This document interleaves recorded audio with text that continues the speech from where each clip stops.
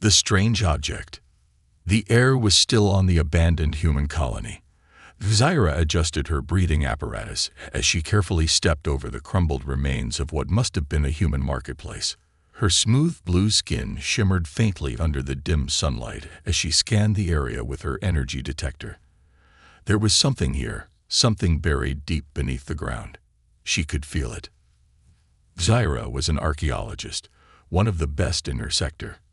Her job was to study artifacts left behind by humans, the mysterious species that had vanished hundreds of years ago. Some called humans dangerous, unpredictable, even reckless.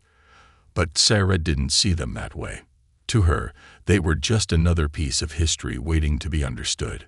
Her device beeped loudly, pulling her attention to a spot near a pile of broken stones.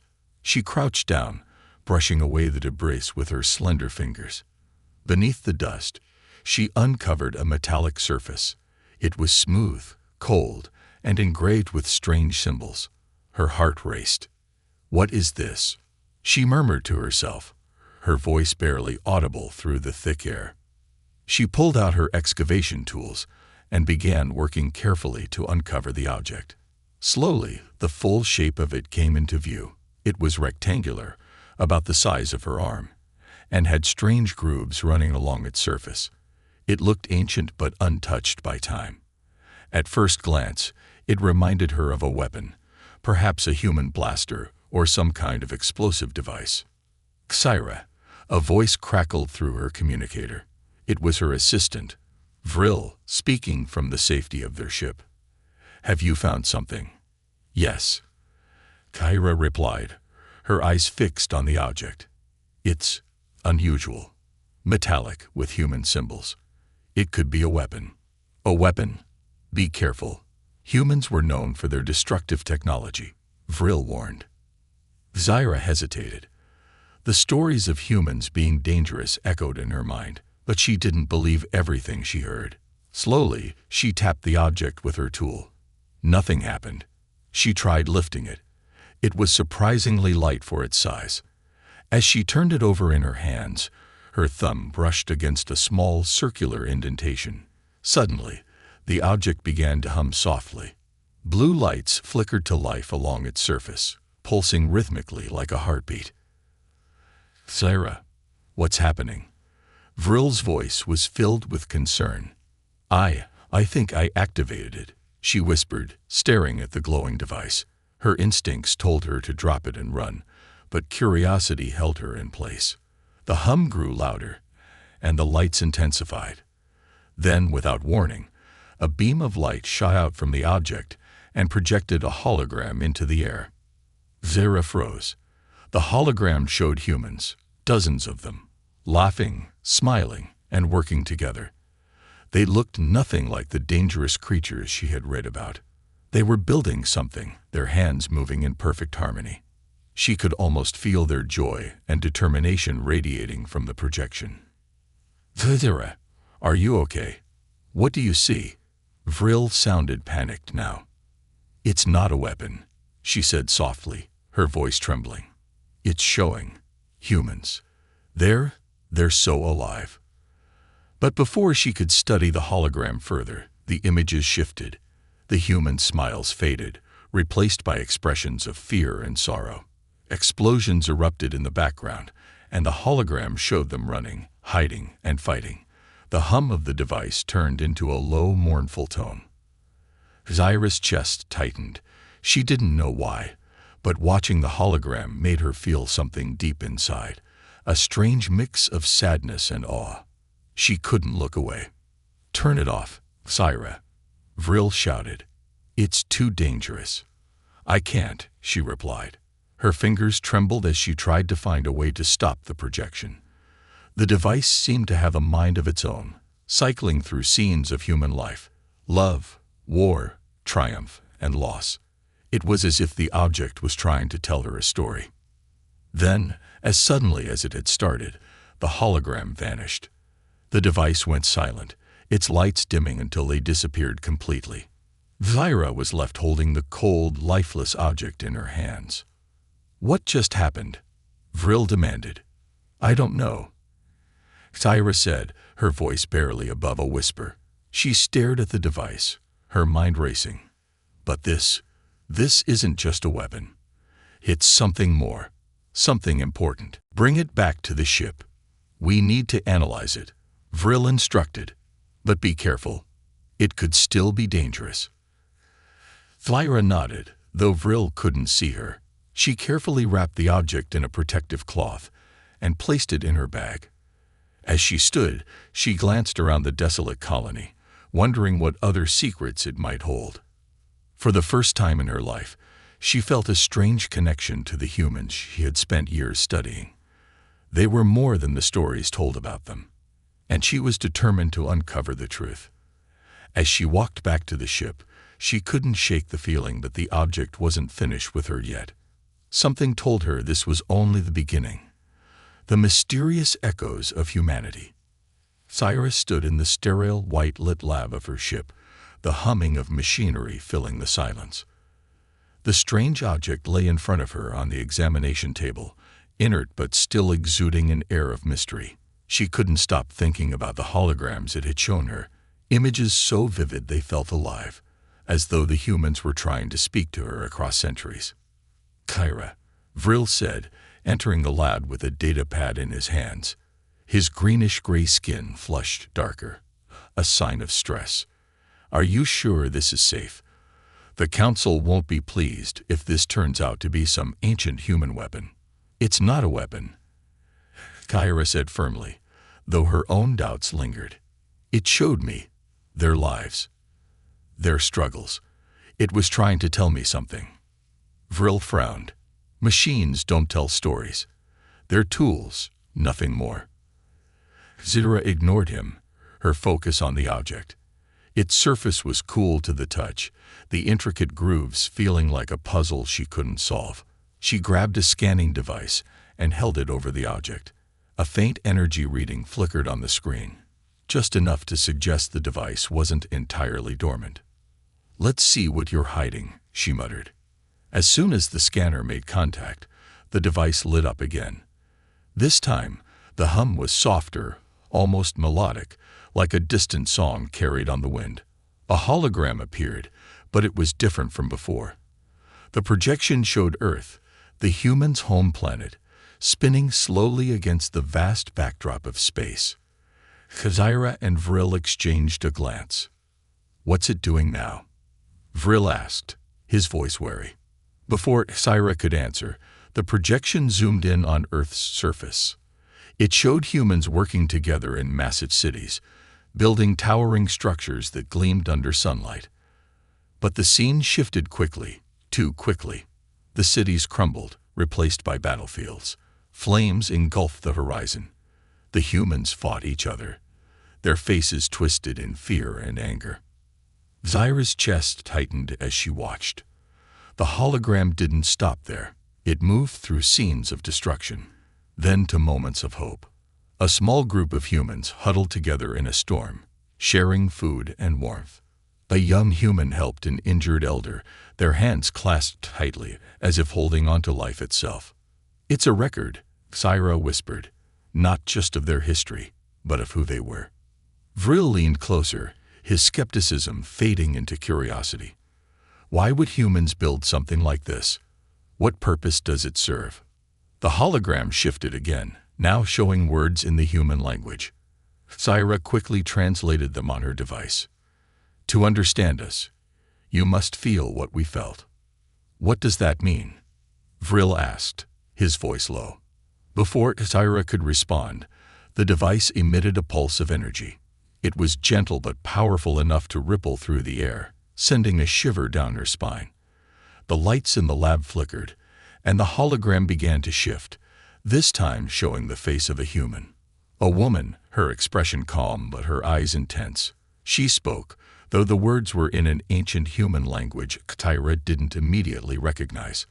The translation device in her hand scrambled to process the words. After a few moments, the meaning became clear. "We are more than what you see. To know us, you must walk where we walked." As the words echoed through the room, Zyra felt the device beneath her hands begin to vibrate. The light from the hologram brightened, filling the lab with a radiant glow. Vril stumbled back, shielding his eyes. "Syra, what's happening?" "I don't know," Syra shouted, but deep down she did know. The device wasn't just showing them humanity's past. It was pulling her into it. The lab disappeared in a blinding flash, and for a moment, everything went silent. Syra blinked, her vision adjusting to her surroundings. She was no longer in the lab. Around her stretched a vast, open field, the ground scorched and littered with debris. Humans ran past her, shouting orders in a language she couldn't understand. The air was thick with smoke and the scent of burning metal. Above, massive ships clashed in the sky, their weapons lighting up the darkness like falling stars. She wasn't just watching anymore. She was there, standing in the middle of a human war. "What is this?" she whispered, her voice trembling. A human soldier ran past her, his face streaked with dirt and sweat.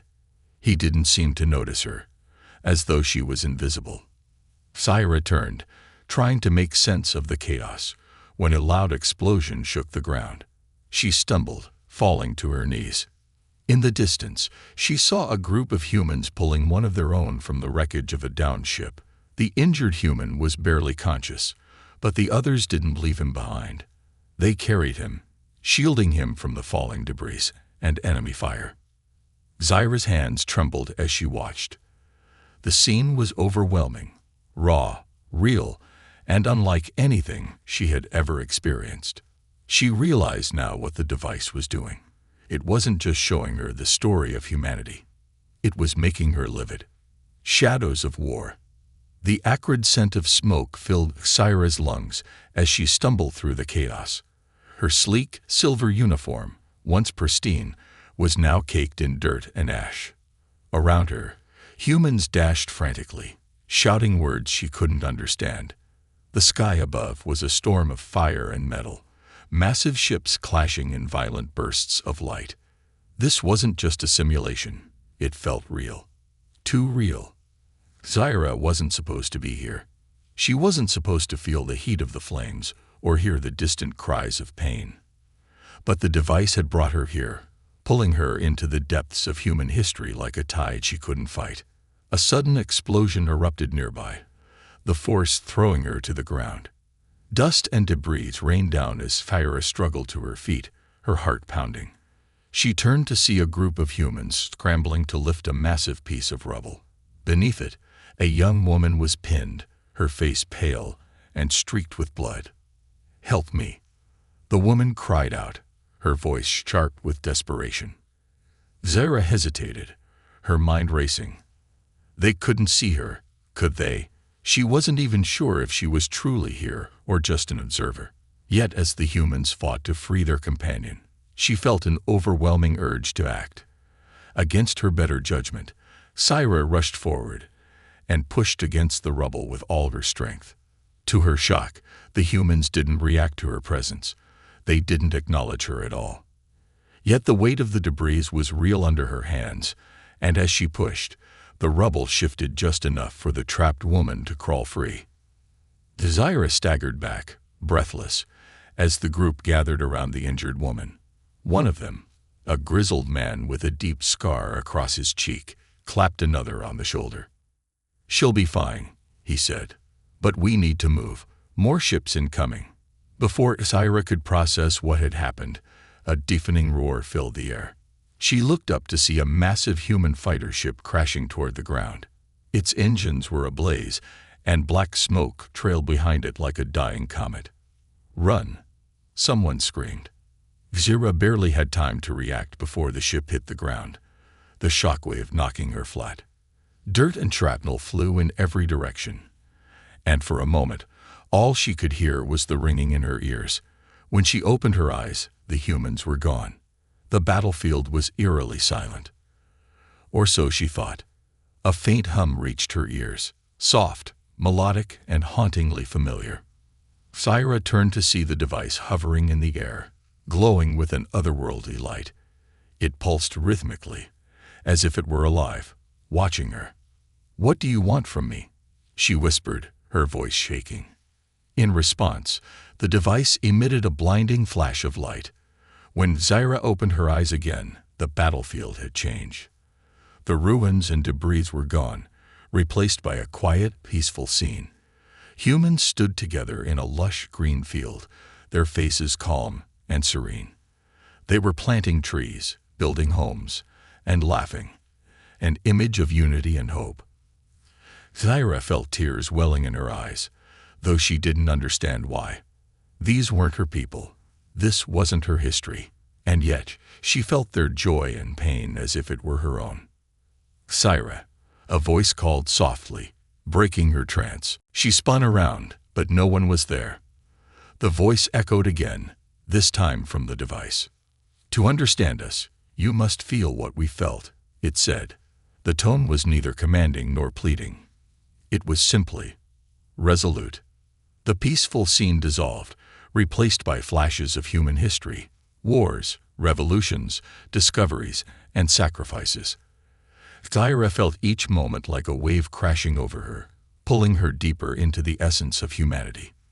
Their anger, their hope, their resilience. It was overwhelming. Finally, the device dimmed, and Sarah found herself back in the lab of her ship. She collapsed to her knees, gasping for breath. Vril was shouting something, but his words sounded distant, like they were underwater. All she could hear was the echo of the device's message.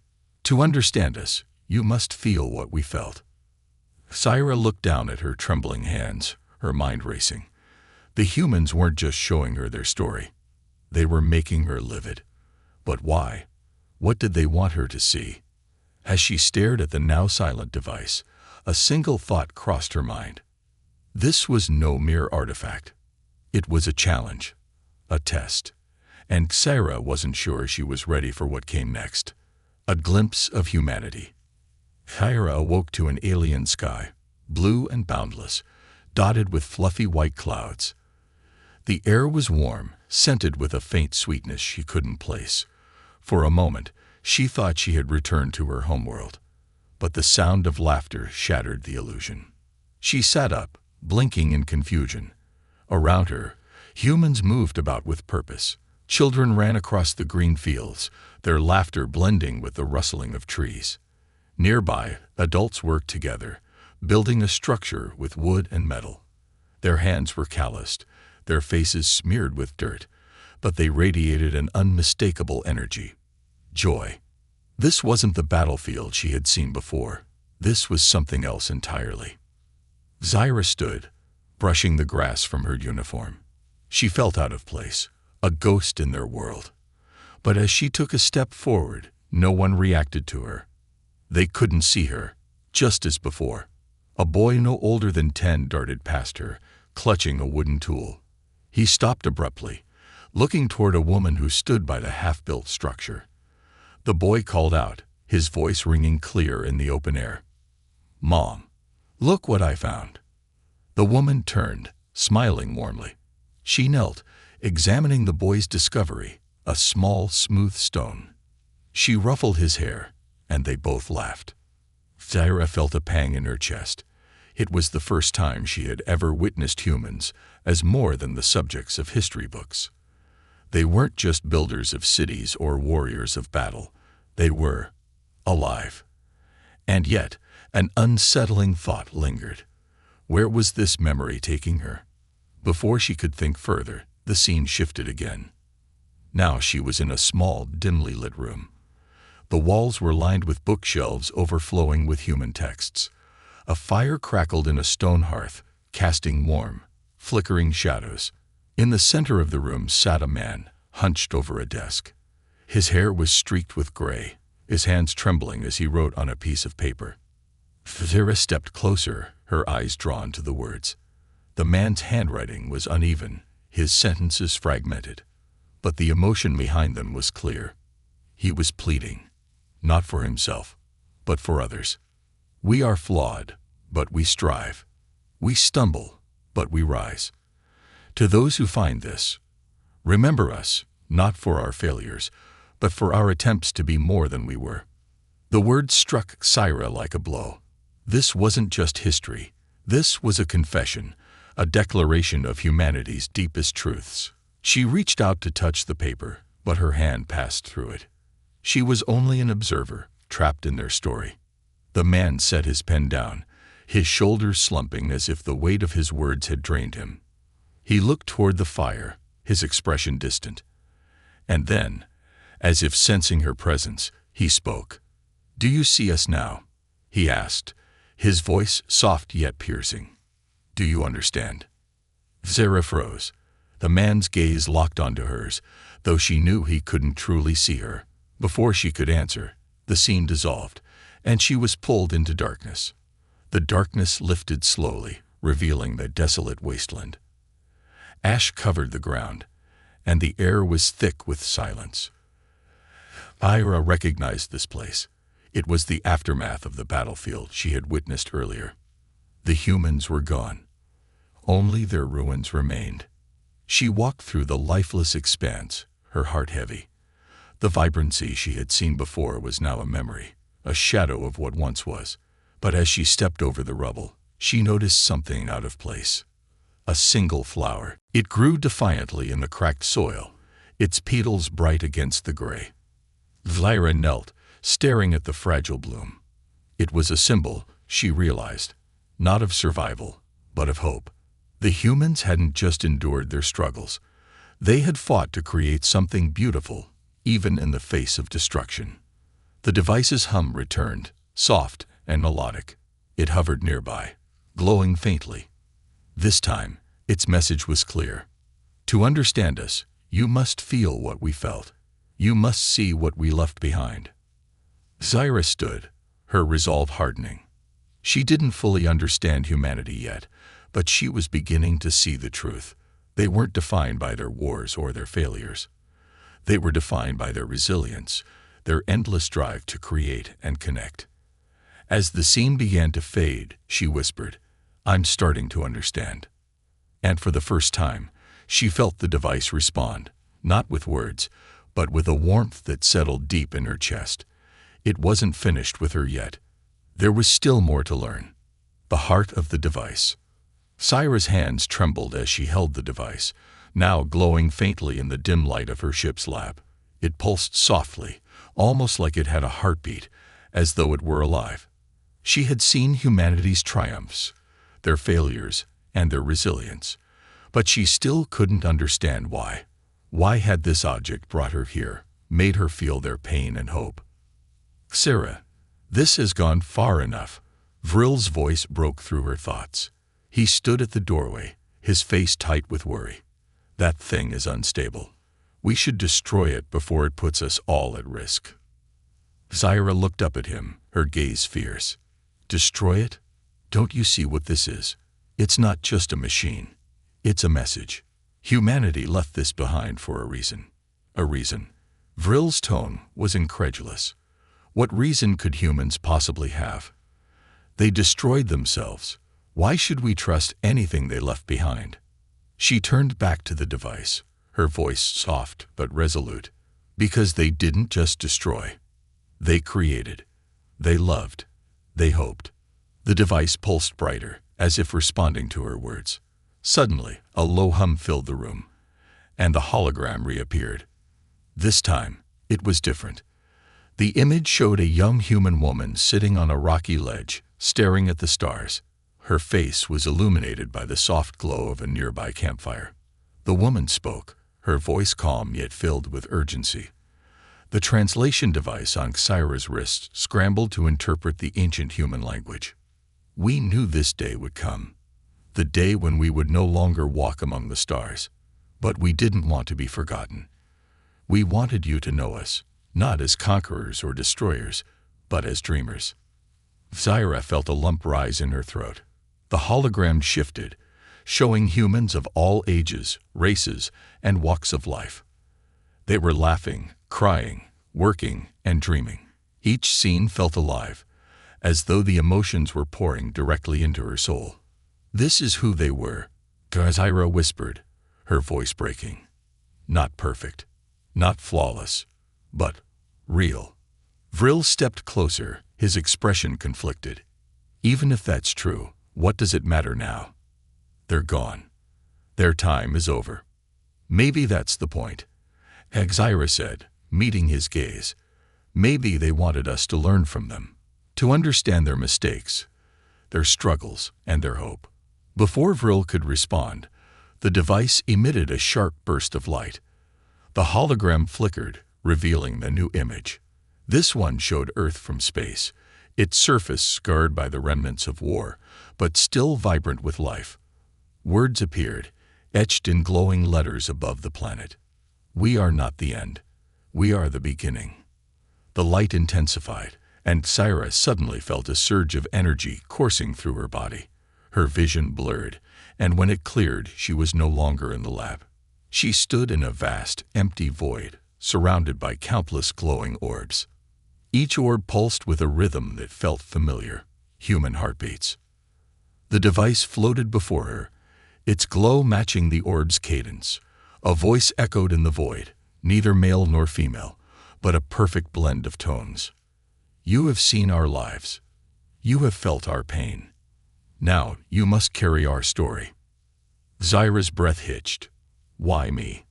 The voice responded gently, almost like a parent speaking to a child. Because you were willing to see us not as monsters, but as people. The orbs began to dim, their light converging into the device. As the last orb vanished, Syra found herself back in the lab, clutching the now dormant object. She looked up at Vril, her eyes wide with realization. They didn't make this device to save themselves, she said, her voice barely above a whisper. They made it to save us. Vril stared at her, his skepticism giving way to quiet awe. Save us from what? Zyra placed the device on the table, her hand steady now. From making the same mistakes they did, from forgetting what it means to hope, to connect, to dream. The device remained silent, its glow completely gone. But Sarah knew it wasn't truly lifeless. It had done its job, left its mark. And now, it was up to her to ensure that humanity's story wasn't forgotten. As the weight of her mission settled on her shoulders, Syra whispered to herself, I understand now. You weren't just telling your story. You were giving us a choice. The call of humanity. The ship's console blared an unfamiliar alert, a sound Syra had never heard before. Red lights pulsed across the control room as data streamed across the screen. Vril scrambled to make sense of it, his fingers flying over the holographic controls. What's happening? Syra demanded, clutching the edge of the console. Her eyes darted to the object, still silent and inert in the containment chamber. Vril's expression darkened. It's the device. It's broadcasting. Broadcasting. To what? Syra's voice rose with urgency. Before Vril could answer, the ship's long-range sensors detected movement. A faint, lip-like signature appeared at the edge of their radar, a signal too large and deliberate to be natural. It's a ship, Vril said, his voice barely above a whisper. He leaned closer to the console, his face pale. But it's old. Very old. Zyra's heart raced. Human. Vril nodded grimly. It matches their energy signatures. This thing woke something up. The faint blip on the radar grew stronger, sharper. The ancient human ship was moving fast, heading directly toward them. Kahera's mind whirled. The device had been dormant for hours, its glow extinguished after the last vision. Now it seemed to be calling out, to something or someone. We have to leave, Vril said, his voice sharp with fear. We don't know what's on that ship, or what the device is doing. No, Chira said, her voice steady. We can't run. This is what the device wanted. It's part of the message. Vril stared at her like she'd lost her mind. Part of the message. Are you even listening to yourself? That ship could be carrying whatever wiped out the humans, or worse. Zyra's gaze didn't waver. And if it's not? If it's something else, something we need to see. Before Vril could argue further, the radar lit up with new readings. The human ship was massive, larger than any vessel Syra had ever seen. Its surface was battered, scarred from countless battles, yet its silhouette held a strange elegance. It was a relic, a ghost of a civilization long gone, but still alive enough to answer the device's call. The ship slowed as it approached, its hull glowing faintly with energy. A voice crackled over the comm system, distorted but unmistakably human. Receiving signal. Identifying origin. Confirmed. Zaira's breath caught. The voice was calm, mechanical, yet laced with a faint echo of humanity. It wasn't a person. It was an I, one built by humans centuries ago. The device in the containment chamber hummed softly, its glow returning, as though responding to the voice. This is a preserved vessel of humanity's legacy. The AI continued.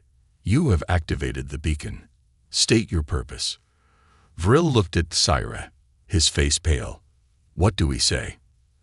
Zaira took a deep breath, her mind racing. We tell them the truth.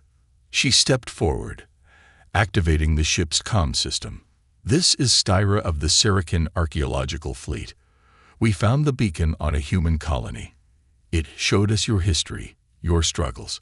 It brought us here. The AI's response was immediate. The beacon was designed to preserve humanity's essence, our hopes, our failures, and our dreams. It carries the last echo of who we were. Zaira swallowed hard. Why now? Why reactivate after all this time? The AI paused, as if considering its response. Humanity knew its time was limited. The beacon was sent to ensure our story was not forgotten. You have proven yourselves ready to understand. Understand what? Vril interjected, his voice tinged with suspicion. The AI's tone shifted, becoming almost gentle. That we were more than our wars, more than our mistakes. We were creators, dreamers, explorers. The beacon exists to remind those who come after us of what it means to strive for something greater. The device in the containment chamber pulsed brighter, and Zaira felt an odd warmth radiate through the room. The AI continued, its voice softer now. The question is not whether you understand us. The question is whether you will choose to carry forward what we left behind. Zaira felt the weight of the moment settle on her. This wasn't just about history. It was about responsibility. Humanity had entrusted its story to whoever found the beacon, and now that burden lay with her and her people. Before she could respond, the AI added, the beacon's signal will soon deactivate. The ship will return to its slumber, awaiting the next who are ready to learn. No, Zaira said quickly. There's still more we need to know, more we can learn. The AI's voice held a hint of sadness. You have seen enough to understand. The rest is up to you. The light from the device grew blinding, and Zaira shielded her eyes as the AI spoke one final time. Carry us with you, not as a warning, but as a guide. Remember us, not for our end, but for our beginning. And just like that, the human ship began to drift away, its engines powering down as it returned to the silent void of space. The device in the containment chamber dimmed once more, its purpose fulfilled. Zaira stood in silence, the weight of the message settling over her. Humanity's story wasn't just about the past. It was a question, a challenge for the future. What now? Vril asked, his voice quiet. Zaira looked out at the stars, her resolve firm. Now we make sure their story isn't forgotten. Speechless revelation. Zaira stood alone in the observation deck of her ship, staring out at the vast expanse of stars. The human ship was now a faint silhouette on the edge of the galaxy, its presence lingering like a ghost in her mind. The beacon, dormant once again, rested in a containment unit behind her. Its once bright glow was gone, but its impact remained, a quiet reminder of the weight she now carried. She replayed the AI's final words in her head. Carry us with you, not as a warning, but as a guide. A soft chime echoed in the room, signaling Vril's arrival. He entered slowly, his expression unusually subdued. The scans are complete. The human ship, it's shutting itself down. Whatever energy was keeping it alive is dissipating. Zaira nodded but didn't look away from the stars. It's not shutting down, Vril. It's waiting. waiting for someone else to find it, to understand it. Vril moved closer, his tone cautious. And what about the beacon? Are we going to leave it here? Or destroy it? At his words, Saira turned to face him, her expression resolute. Destroy it? No, this isn't just a relic. It's their soul, Vril. It's their voice, reaching out through time. We can't silence that. He crossed his arms, uncertainty flickering in his eyes. And what do we do with it? Parade it before the council. You think they'll care about human dreams and struggles? They'll see it as a threat, nothing more. Saira's gaze hardened. Then I'll make them care. The beacon isn't just about humanity. It's about all of us. Their mistakes, their resilience. It's a reflection of what we could become. If we ignore it, we're dooming ourselves to repeat their fate. The containment unit began to hum softly. Saira and Vril turned toward it in unison.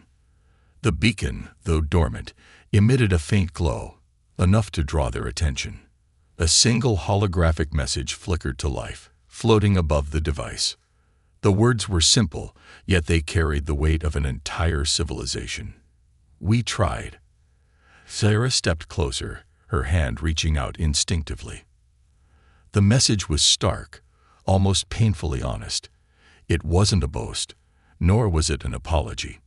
It was a declaration of effort, of a species that had faced the void and refused to back down, even when failure seemed inevitable.